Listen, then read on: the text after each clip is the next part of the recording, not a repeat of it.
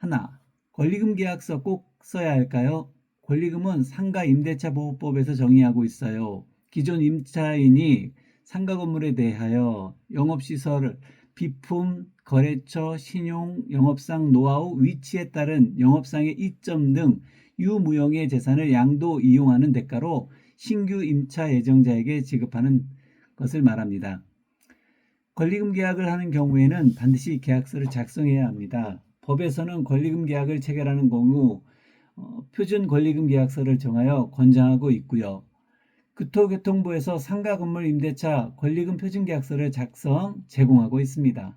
참고로 권리금 계약서는 공인중개사가 작성하면 처벌을 받습니다. 이는 행정사법 위반으로 공인중개사의 중개사물에 해당하지 않는다는 대법원 판결이 있었고요. 사실 권리금 계약은 임대차 계약의 종된 계약으로 볼 때 중개사의 업무에 해당하지 않을까 하는 의문도 드는 것이 사실이네요. 네네, 권리금 계약을 하시는 경우엔 권리금 계약서 꼭 작성하셔야 합니다. 둘, 권리금 계약서 작성하면 어떤 효과가 있나요? 권리금 계약서를 작성하고서 만약 기존 임차인이 인근 상가에서 같은 영업을 하고 있다면 어떠시겠어요? 가만두시겠어요? 그럴 바에야 권리금 계약을 할 이유가 없겠죠. 그래서 상법에서는 관련하여 금지 조항을 두고 있습니다. 일명 영업 양도인의 경업 금지 조항입니다. 예를 들어 신규 임차인이 영업을 하게 되면 기존 임차인이 다른 약정이 없는 경우 동종 영업에 대하여 지역 제한과 기간 제한에 적용을 받게 됩니다. 지역 제한이란 다른 약정이 없는 경우 동일한 특별시, 광역시, 시군과 인접한 특별시, 광역시, 시군에서는 동종 영업을 하지 못한다는 것이고요. 기간 제한은 약정이 없는 경우에 10년간 동종 영업을 하지 못한다는 조항입니다. 만약 기간 제한 10년이 짧다고 판단하면 상환 약정으로 최대 20년까지 동종 영업 제한을 지속시킬 수 있습니다. 물론 상호간 약정을 통해 지역 제한, 기간 제한을 얼마든지 조정, 배제도 가능하고요. 권리금을 작성하시면 다른 약정이 없다면 지역 제한, 기간 제한을 적용받게 되는 효과가 있습니다.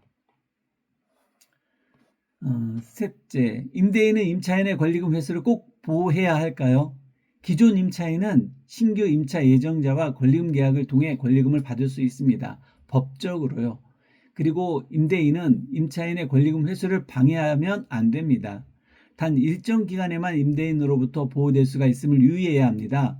임대차 기간이 끝나기 6개월 전부터 임대차 종료 시까지거든요. 반면에 임차인이 유의해야 할 점이 있습니다.